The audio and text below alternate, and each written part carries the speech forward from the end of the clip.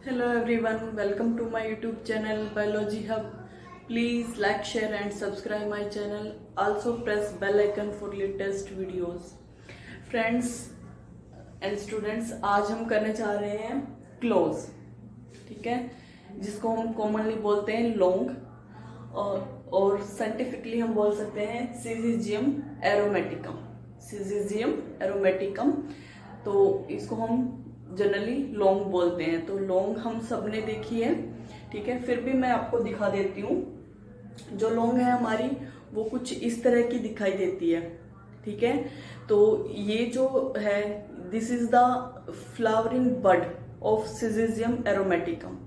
जो syzygium एरोमेटिकम plant है उसकी फ्लावरिंग बड है, जिसको हम लौंग या क्लो एज ए स्पाइस यूज करते हैं, ठीक है। तो इसमें आप देख सकते हो नीचे आपकी स्टॉक स्ट्रक्चर है, ठीक है, और ऊपर की तरफ आपके फ्लावर की तरह से शेप बनी हुई है। तो जो स्टॉक स्ट्रक्चर है that are formed by the calyx, ठीक है, कैलिक्स से बनी होती है। और कैलिक्स अपर साइड में देखिए आपकी 4 टूथ स्ट्रक्चर फॉर्मेशन कर रहे हैं यहाँ पे, ठीक है। तो ये टूथ स्ट्रक्चर आपकी कैलिक्स की बनी होती है। जो कोरोला है यानी कि पेटल्स जिनको हम बोलते हैं, वो फ्लावरिंग स्टेज में जैसे ही फ्लावर ओपन होता है तो ये फॉल ऑफ करती हैं, ठीक है। सेंटर में आपको स्वोलन पोर्शन दिख रहा होगा। ये जो स्वोलन पोर्शन है ये आपका जो स्टेमन और आपका कार्पल्स है उससे मिलके बना होता है, ठीक है। तो इसको हम एज ए स्पाइस यूज करते हैं। So this is the flowering bud of the syzygium aromaticum. In fact, you can say the name of the clove is taken from the French language, that is le clue, ठीक है। ले clue जो French के अंदर ले clue जिसको हम बोलते हैं नेल्स, ठीक है, नेल्स। तो क्योंकि जो सिजिजियम एरोमेटिकम है उसकी जो फ्लावरिंग बड है उसकी शेप नेल से मिलती जुलती है, इसीलिए जो फ्रेंच में ले क्लू है उसी से नाम इसको दे दिया गया क्लोज, ठीक है। तो जो क्लोज या लॉन्ग है ये आपकी, जैसे अगर आप जनरल डिस्ट्रीब्यूशन में देखें तो सबसे पहले या इंडिजिनस फॉर्म में बोल सकते हो या नेटिव फॉर्म में अगर आप देखो तो मोल्यूका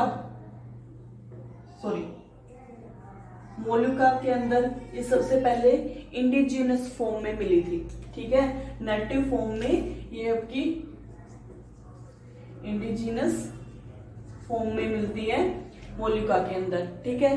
बाद में इसको अगर आप देखें तो चाइना के अंदर इंट्रोड्यूस हुई है 300 BC ईयर एगो, ठीक है। तो वहां पे इसको कल्टीवेट किया जाने लगा और उसके बाद जो फ्रेंच थे उन्होंने इसको ग्रो करवाया, ठीक है। तो फ्रेंच जो है उन्होंने इसको ग्रो करवाया इन द म्यूरिटियम, ठीक है। म्यूरिटियम डिस्ट्रिक्ट के अंदर फ्रेंच जो फ्रांस है उसके अंदर इसको ग्रो करवाया गया।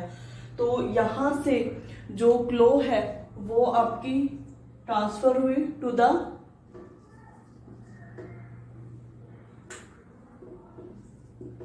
जिंजीबार, ठीक है। जिंजीबार के अंदर ये ट्रांसफर हुई। तो इस तरह से ट्रांसफर हो गई ये जो वर्ल्ड वाइड इसका डिस्ट्रीब्यूशन हुआ। और अगर आप प्रेजेंटली देखते हो तो प्रेजेंटली जो जिंजीबार है, ठीक है, जिंजीबार और सेकंड आपका नेम है तंजानिया, ठीक है। Tanzania and Zanzibar, these are the leader in the growing clove और लॉन्ग, ठीक है। लॉन्ग प्रोडक्शन के अंदर ये आपकी लीडर कंट्री है जिंजीबार और तंजानिया, ठीक है। इनके अलावा अगर आप देखते हो तो इंडिया में, इंडोनेशिया के अंदर, वेस्ट इंडीज के अंदर भी जो लॉन्ग है उसको कल्टीवेट किया जाता है, ग्रो करवाया जाता है फॉर द कॉमर्शियल पर्पज। तो अगर आप इंडिया के अंदर देखते हो तो इंडिया के अंदर जैसे नीलगिरी हिल्स हैं या फिर जैसे कन्याकुमारी है तमिलनाडु के अंदर, और केरला की कुछ डिस्ट्रिक्ट्स के अंदर इसको ग्रो करवाया जाता है। अगर आप इंडिजिनस प्लांट की बात करते हो तो जो प्लांट है वो ट्रॉपिकल रीजन के अंदर, ठीक है, ट्रॉपिकल रीजन के अंदर ग्रो करते हैं ये प्लांट। ट्रॉपिकल रीजन यानी कि वार्म कंडीशन होनी चाहिए, और वार्म कंडीशन के साथ साथ ह्यूमिडिटी प्रेजेंट होनी चाहिए। ठीक है, जो सोइल होगी प्लांट ग्रोथ के लिए that is the loamy soil. ठीक है, loamy clay soil that is rich in humus is perfect for the long production और लॉन्ग कल्टीवेशन। ठीक है, द एवरेज रेनफॉल, अगर आप रेनफॉल ले रहे हो that is 150 to 200 centimetre annually. ठीक है, एनुअली 150 टू 200 सेंटीमीटर तक आपकी रेनफॉल होनी चाहिए। और जो टेम्परेचर है that ranges from 18 to 32 degree Celsius. ठीक है, 18 टू 32 डिग्री सेल्सियस में टेम्परेचर होना चाहिए। तो अगर आप ये कंडीशन जैसे जो ट्रॉपिकल रीजन है उसमें ग्रो करवाते हो लोमी सॉइल में, परफेक्ट कल्टीवेशन होगा या जो प्रोडक्शन है वो बेस्ट होगा। ठीक है, तो वहां पे क्या होना चाहिए आपका मॉइस्चर, जैसे वार्म कंडीशन के साथ मॉइस्चर होनी चाहिए, ह्यूमिडिटी प्रेजेंट होनी चाहिए एयर के अंदर। तो वो किस तरह से होगी, वो जब होगी जब जो रेनफॉल है annually that is ranges from 150 to 200 centimetre and temperature ranges from 18 to 32 degree Celsius. तो अगर आप ये कंडीशन दे रहे हो तो जो बेस्ट प्रोडक्शन, बेस्ट यील्ड है वो आप ऑब्टेन कर सकते हो सिजियम एरोमेटिकम से। ठीक है, तो अगर आप प्लांट देखते हो तो जो प्लांट है वो स्मॉल एवरग्रीन प्लांट होता है, स्मॉल एवरग्रीन। और जो इसकी हाइट है, ठीक है, height that is ranges from 25 to 40 feet. ठीक है, 25 टू 40 फीट तक जो प्लांट है वो ग्रो करता है। तो इसके अंदर जैसे जनरली अगर वाइल्ड जो आप स्पीसीज देखोगे तो वाइल्डली जब ये ग्रो करते हैं तो जो आपके जैसे लाइट येलोइश या क्रीमिश कलर में फ्लावर होते हैं। लेकिन अगर कॉमर्शियली देखते हैं तो कॉमर्शियली, क्योंकि जो इसकी फ्लावरिंग बड है वही कॉमर्शियली यूज की जाती है एज ए स्पाइस और एज ए मेडिसिन, तो फ्लावरिंग स्टेज को अवॉइड किया जाता है। ठीक है, तो जो आपके जैसे प्लांट अगर आप देखोगे तो ये बताया कि 25 टू आपकी 40 फीट तक प्लांट होते हैं, और प्लांट पे जो लीफ है वो लार्ज साइज के होंगे, लार्ज साइज के अपोजिट मैनर के अंदर अरेंज होते हैं। जो टॉप पोर्शन होगा किसी ब्रांच पे, टॉप पोर्शन जो एपिकल पोर्शन जिसको बोलते हैं, वहां पे आपके 3 नंबर में फ्लावर, ठीक है, एक पॉइंट से आपके 3 नंबर में, जैसे ये आपका पॉइंट है तो इस तरह से ये आप ले सकते हो।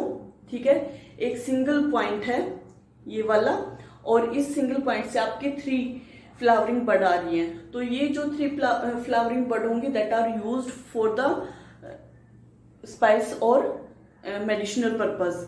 ठीक है, तो जैसे प्लांट में बताया कि ये एवरग्रीन प्लांट है, लार्ज साइज के अपोजिट मैनर में लीफ होंगे, और जो फ्लावर है वो आपका क्रीमिश कलर में होता है, लेकिन कॉमर्शियली उसको अवॉइड किया जाता है। तो जो फ्लावरिंग बड है जो वो डल रेड कलर में होती है, वैसे तो क्रीमिश रेड फ्लावर होता है, लेकिन जब फ्लावरिंग बड है वो आपकी डल रेड कलर में होगी तो उसी टाइम पे उसको पिकअप कर लिया जाता है, पिकअप फ्रॉम द प्लांट। ठीक है, सेपरेट कर लेंगे, और सेपरेट करने के बाद उसको सनलाइट के अंदर ड्राई करते हैं।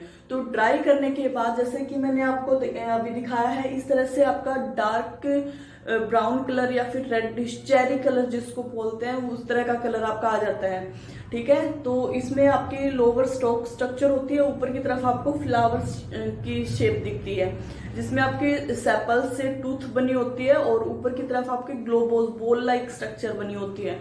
जो आपकी पेटल्स हैं वो कुछ टाइम के लिए होती है, जैसे ही फ्लावर मैच्योर होना स्टार्ट होता है तो वो फॉल ऑफ करती है।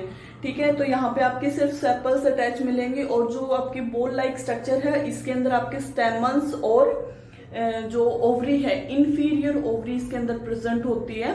तो इंफीरियर ओवरी यहाँ पे आपकी प्रेजेंट होगी। ओके, तो जो उसको जैसे ये बताया कि लॉन्ग में आपका सिंगल कार्पेल प्रेजेंट होता है, और सिंगल सीडेड ओवरी आपकी प्रेजेंट होती है। तो सिंगल सीडेड फ्रूट बनेगा दैट इज ड्रुप टाइप।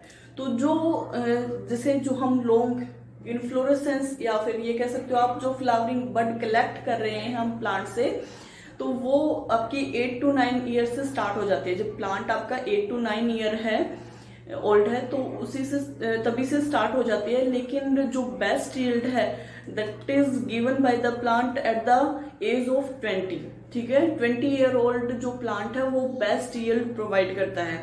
तो इसके अंदर जो आपका मेन केमिकल होता है जो इसको एरोमेटिक जो सेंट है वो प्रोड्यूस करता है, तो वो क्या है, जो आपका फ्लावर है या जो सेपल्स पेटल्स हैं या लीव्स हैं उनके अंदर ऑयल प्रेजेंट होता है, ठीक है। और जो ऑयल है इसके अंदर प्रेजेंट होता है आपका यूगोनियम, सॉरी यूगेनोल, ठीक है। यूगेनोल आपका केमिकल प्रेजेंट होता है जो एरोमेटिक सेंट देता है, ठीक है। तो जो यूगेनोल है वो आपका वेलिन फॉर्मेशन के लिए भी यूज किया जाता है, वेलिन, ठीक है। वेलिन फॉर्मेशन के लिए भी यूज किया जाता है, जो कि एक आप बोल सकते हो अदर फॉर्म है यूगेनोल की, या जो ऑयल कंपाउंड केमिकल है उसकी, जो कि एरोमेटिक स्पाइसेस की तरह से यूज किया जाता है, ठीक है। तो जो ये आपको जो केमिकल मिल रहा है इसी की वजह से जैसे इसके अंदर ऑर्डर है, ठीक है, और इसके अंदर जो टेस्ट है वो थोड़ा सा तीखा होता है और इसी वजह से इसको एज ए स्पाइस यूज किया जाता है इन द वेजिटेरियन डिशेस और as well as in meat और फिश प्रिपरेशन, ठीक है। कोई भी वेजिटेरियन अगर हम डिश बना रहे हैं या नॉन वेजिटेरियन बना रहे हैं तो उसके अंदर फ्लेवरिंग एजेंट की तरह से इसको यूज करते हैं। या फिर जैसे जो क्लोव है, सिंपली आप घर में भी अभी तक जैसे बड़े बूढ़े हैं उनसे सुनते आ रहे होंगे, अगर आपके दांत में दर्द है, ठीक है, टूथ हो रहा है, तो टूथ पेन के लिए जो लौंग है उसको दांतों के नीचे चबाते हैं, ठीक है, रख लेते हैं, तो उससे क्योंकि इसके अंदर एंटीबायोटिक और एंटीसेप्टिक प्रॉपर्टी होती है इसकी, ठीक है, स्टिमुलेंट की तरह से ये काम करता है। तो इसी वजह से जो टूथेक है उसको ये कंट्रोल करता है, जो पेन हो रहा है उसको कंट्रोल करता है, मसल्स को रिलैक्स करता है, ठीक है। या फिर अगर आप जैसे जावा के अंदर देखते हो तो जावा के अंदर जो टबैको लीफ है उनके साथ में ही क्लोव को मिक्स करके सिगरेट फॉर्मेशन की जाती है, ठीक है। जो बायोलॉजिकल लैब है, बायोलॉजिकल लैब के अंदर क्लियरिंग एजेंट की तरह से इसको यूज किया जाता है, ठीक है। जो इसका ऑयल है, क्लोव ऑयल है, उसको क्लियरिंग एजेंट की तरह से यूज किया जाता है बायोलॉजिकल लैब्स के अंदर।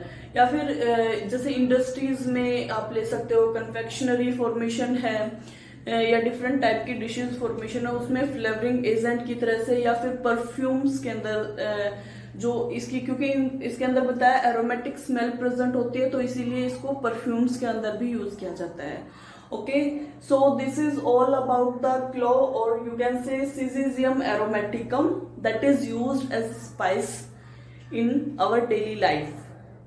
Hope you guys get it well. Thanks for watching my video.